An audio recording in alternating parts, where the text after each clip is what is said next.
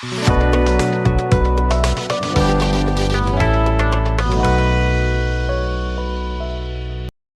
Dears, welcome back. ഞാൻ കീർത്തി. അപ്പം നമ്മുടെ ചാനലിൽ ഇപ്പോൾ നടന്നുകൊണ്ടിരിക്കുന്നത് ആരി കോട്ടിനെ പറ്റിയിട്ടുള്ള വിശദമായിട്ടുള്ള വീഡിയോ ആണ്. കഴിഞ്ഞ വീഡിയോ കാണാത്തവരുണ്ടെങ്കിൽ അത് ആദ്യം തന്നെ ഒന്ന് കയറി കാണണം, എന്നിട്ട് ഈ വീഡിയോയിലോട്ട് വരുന്നതായിരിക്കും കേട്ടോ കുറച്ചുകൂടി ബെറ്റർ. നമ്മുടെ ആരി കോട്ട് എങ്ങനെയാണ് പ്രിപ്പയർ ചെയ്യുന്നതെന്നുള്ളതാണ് കഴിഞ്ഞ ക്ലാസ്സിൽ നമ്മൾ പഠിച്ചത്. അതിനുശേഷം രണ്ടാമത് വരുന്ന 2 പാർട്ടായിട്ടാണ് നമ്മൾ വീഡിയോ ചെയ്യുന്നത്. രണ്ടാമത് വരുന്നതാണ് ഈ ആരി കോട്ട് സെറ്റിങ്. ആരി കോട്ടിൽ എങ്ങനെയാണ് നമ്മുടെ വർക്ക് ചെയ്യാനുള്ള ക്ലോത്ത് സെറ്റ് ചെയ്യുന്നതെന്നുള്ളതാണ് ഇന്ന് നമ്മൾ കാണാൻ പോകുന്നത് കേട്ടോ. അപ്പം നമ്മുടെ കോട്ടിൽ നമ്മൾ ബാൻഡ് വെച്ച് റോപ്പ് ചുറ്റിയെടുത്തു. അതിനുശേഷം ബാൻഡ് വെച്ചു. ബാൻഡും ഫുള്ളായിട്ട് സ്റ്റിച്ച് ചെയ്തെടുത്തു. അതിനുശേഷം നമ്മൾ ക്ലോത്ത് വെച്ചിട്ട് ചെയ്യാൻ പോവുകയാണ്. കോട്ടിലേക്ക് സെറ്റ് ചെയ്യാൻ പോവുകയാണ് ക്ലോത്ത് ഞാൻ ജോർജറ്റിൻ്റെ ക്ലോത്താണ് കേട്ടോ എടുത്തിരിക്കുന്നത്. അതിലേക്ക് വേണ്ടിയിട്ട് ഞാൻ കഴിഞ്ഞ വീഡിയോയിൽ പറഞ്ഞിരുന്നു, വലിയ സ്പൂളിലുള്ള കോട്ടൺ ത്രെഡ് ഞാൻ കാണിച്ചു തന്നിരുന്നു.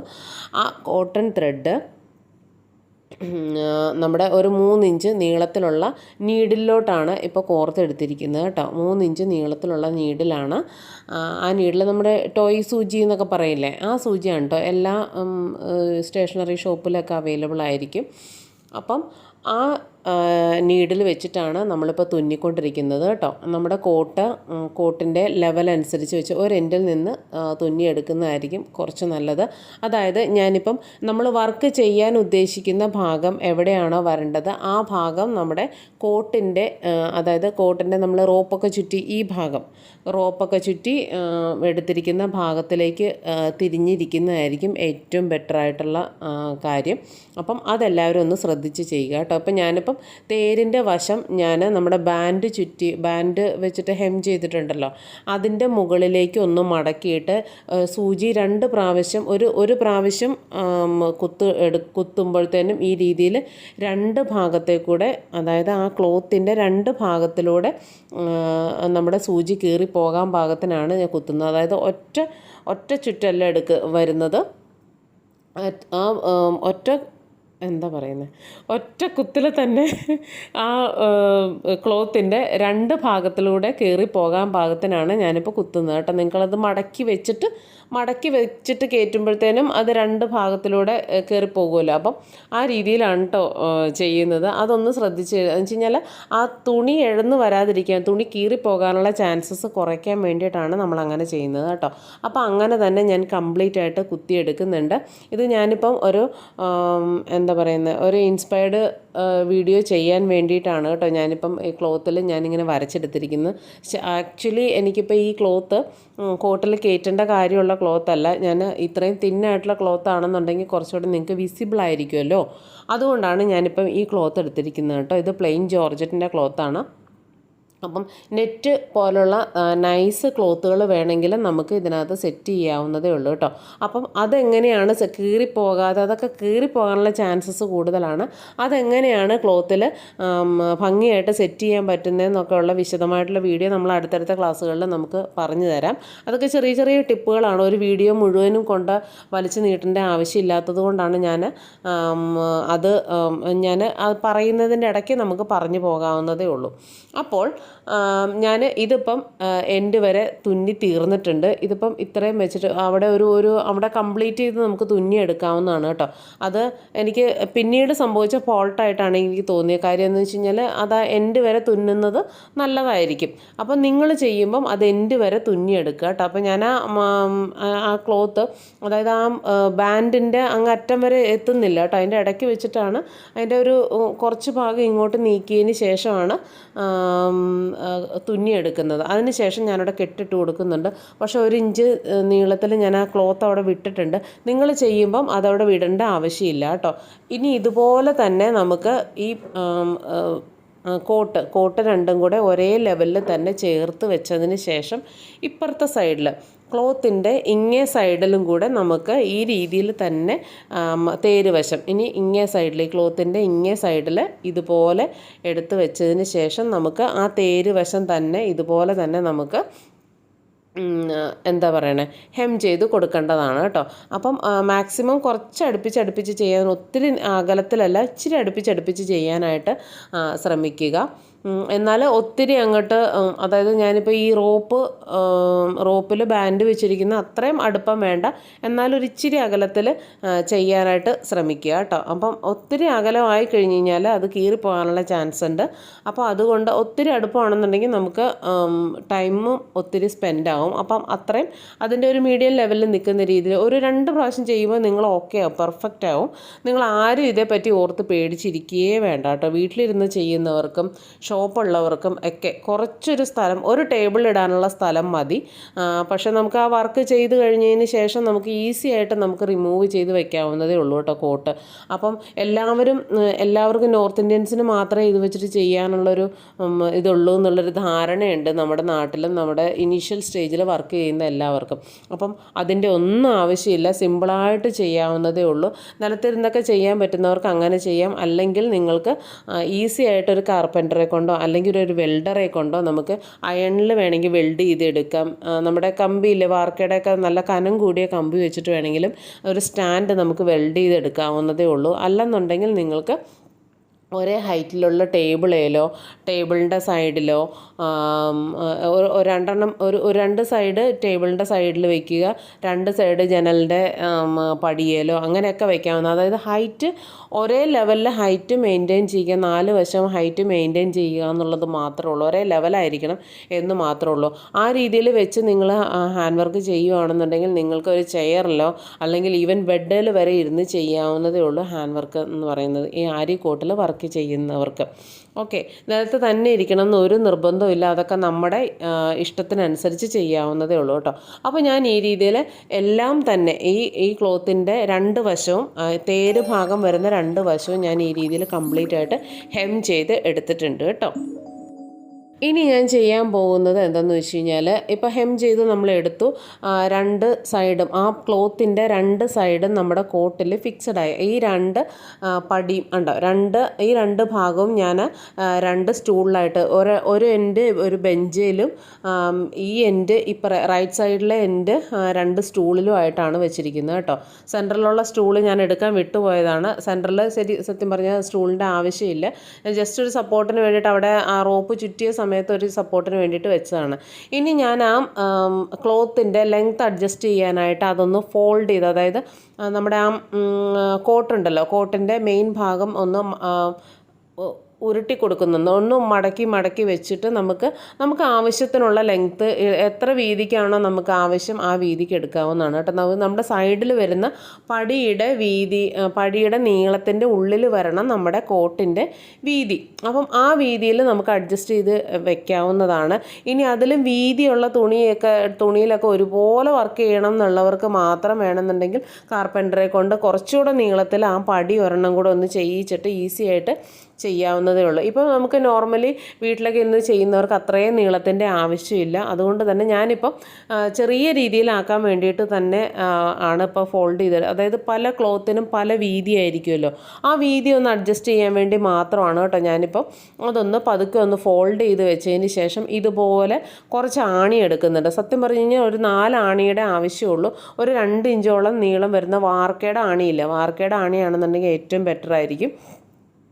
കുറച്ച് നീളത്തിലുള്ള ആണി എടുക്കുക. 1 ഇഞ്ച് നീളം കുറവായിരിക്കും, 2 ഇഞ്ച് നീളത്തിലുള്ളതാണെന്നുണ്ടെങ്കിലാണ് ഇച്ചിരി പൊന്തി നിൽക്കുകയുള്ളൂ കേട്ടോ. ഇത് നമുക്ക് അടിച്ച് കയറ്റേണ്ട ആവശ്യമൊന്നുമില്ല. കുറച്ച് പേര് എന്നോട് പേഴ്സണലി മെസ്സേജ് വിട്ടിട്ട് ഡൗട്ട് ചോദിച്ചിരുന്നു, ആണി അടിച്ച് കഴിഞ്ഞ് കഴിഞ്ഞാൽ അത് ഫിക്സഡായി പോകില്ലേ? നമ്മളത് ആണി അടിച്ച് കയറ്റുന്നില്ല.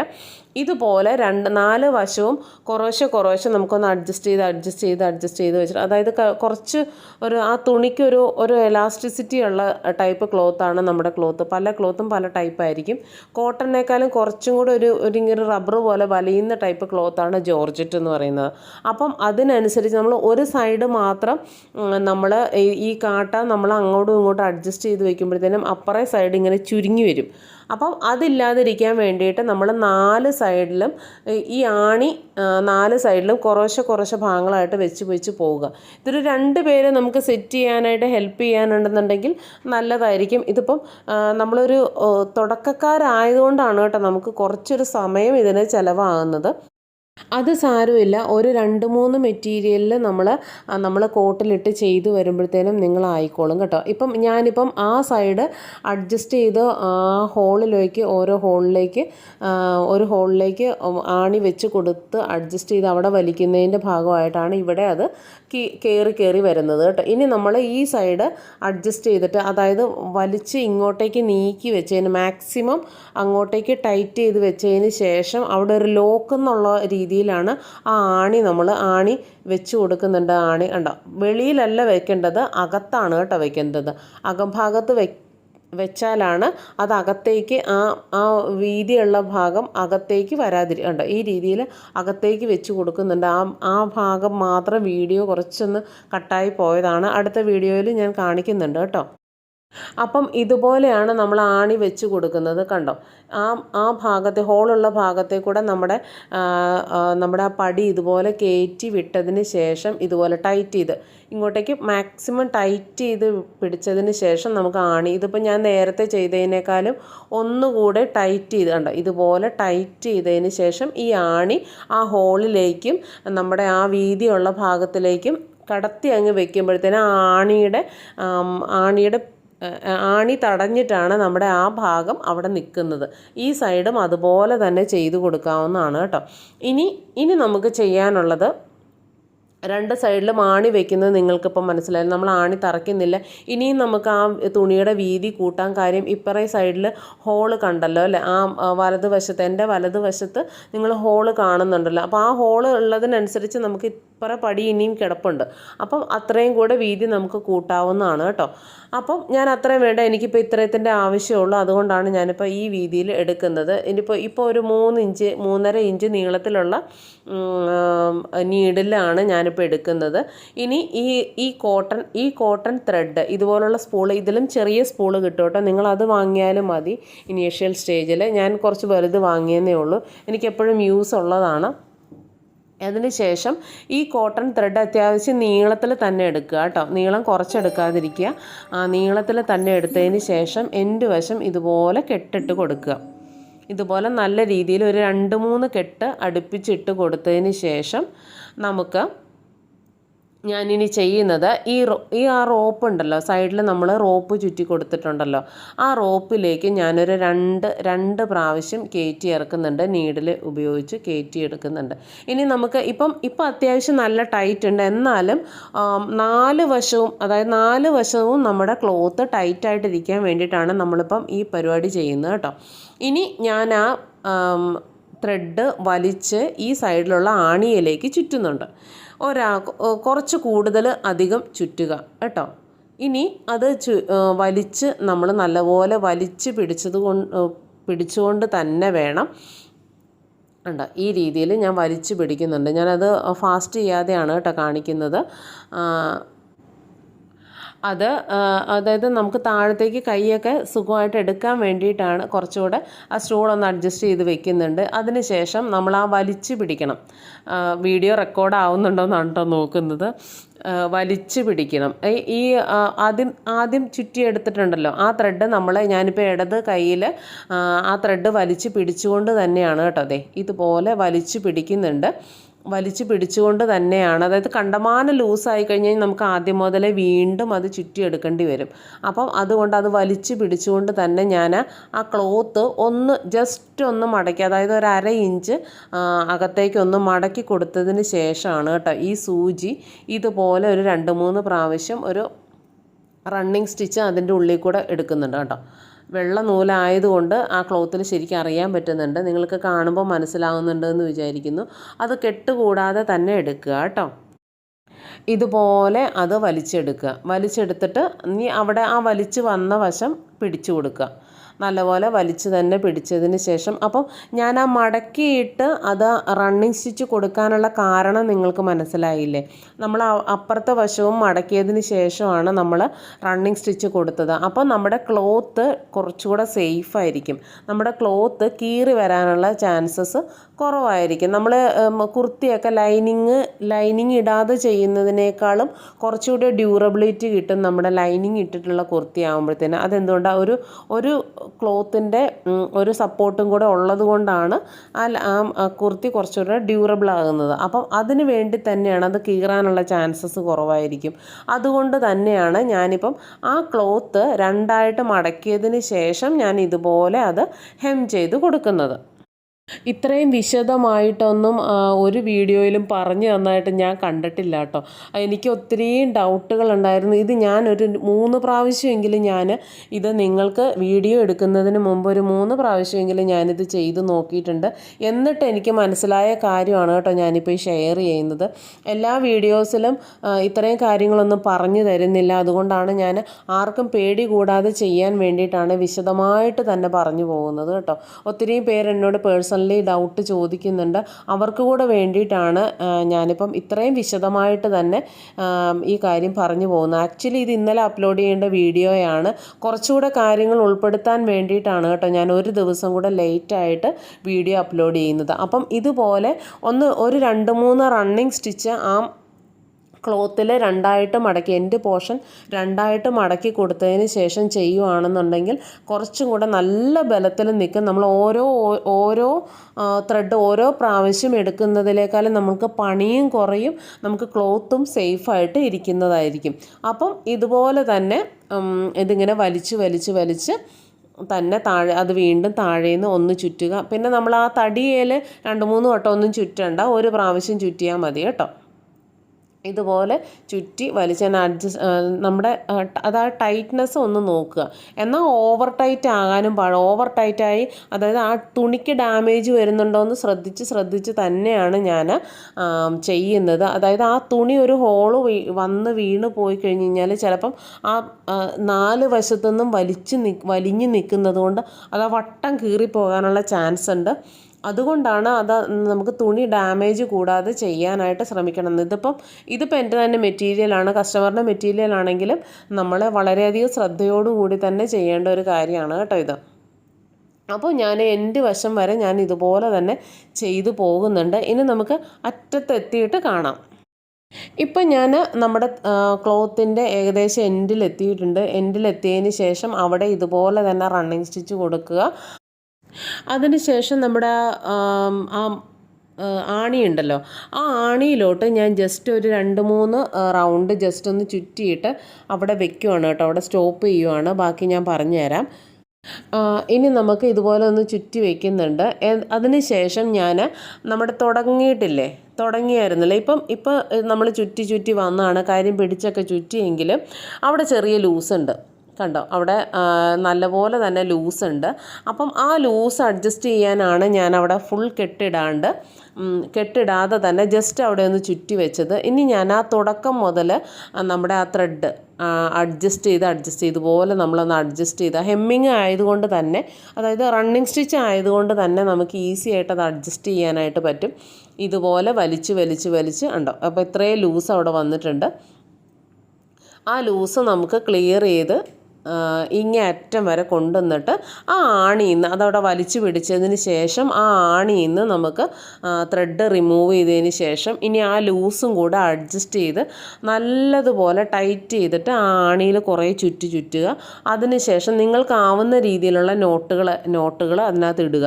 കാര്യം നമുക്ക് ഇനി ഈ ത്രെഡ് നമുക്ക് റിമൂവ് ചെയ്യണമെന്നുണ്ടെങ്കിൽ നമ്മൾ കട്ട് ചെയ്തെടുത്താണ് നമ്മൾ റിമൂവ് ചെയ്യുന്നത്. അല്ലാണ്ട് നമ്മളിത് ഇനി കെട്ടുകൂടാതെ അഴിച്ചെടുത്ത് ഇനി യൂസ് ചെയ്യാനുള്ള പരിപാടി ഒന്നും ഉണ്ടാവില്ല. അതുകൊണ്ട് തന്നെ നമുക്ക് വളരെ ധൈര്യമായിട്ട് തന്നെ ഇത് ഇനി എത്ര ദിവസം ഈ കോട്ടിലിരുന്നാലും നമ്മുടെ ത്രെഡ് വഴിയില്ല, നമ്മുടെ മെറ്റീരിയലും ഈ കോട്ടിൽ നിന്ന് അഴഞ്ഞു പോകാനുള്ള ചാൻസ് ഇല്ല. നമ്മൾ എത്ര ദിവസമാണോ വർക്ക് ചെയ്യാൻ എടുക്കുന്നത് അത്രയും ദിവസം അതിനകത്ത് ഇരിക്കുന്നോളും. ഒട്ടും പേടിക്കേണ്ട ആവശ്യമില്ല കേട്ടോ. നമ്മുടെ ഫ്രെയിം ആണെന്നുണ്ടെങ്കിൽ ഒരു 2 ദിവസം ഇത് നമ്മൾ ചെയ്ത് വരുമ്പോൾ വീണ്ടും താന്നു പോകും, വീണ്ടും ചെയ്ത് വരുമ്പോൾ താന്നു പോകും. ഞാൻ ഫ്രെയിമിനെ മോശം പറയുകയല്ല, ഞാൻ ഇത്രയും വർഷമായിട്ട് തന്നെ ഫ്രെയിമിൽ തന്നെയാണ് ചെയ്തുകൊണ്ടിരുന്നത്. പക്ഷേ ഇതിൻ്റെ ഫിനിഷിങ് വേറെയാണ് കേട്ടോ. പക്ഷെ നമുക്ക് എപ്പോഴും എടുത്ത് ചെയ്യാനും ഞാനൊക്കെ ആണെന്നുണ്ടെങ്കിൽ ഫ്രെയിമിൻ്റെ ഉള്ളിലേക്കൊക്കെ കാലൊക്കെ എടുത്ത് വെച്ച്, അതായത് ഫ്രെയിമിൻ്റെ മടിയിൽ വെച്ചിട്ടാണ് ഞാൻ ചെയ്യാറുള്ളത്, നമ്മുടെ ആരി സ്റ്റാൻഡ് അടക്കം.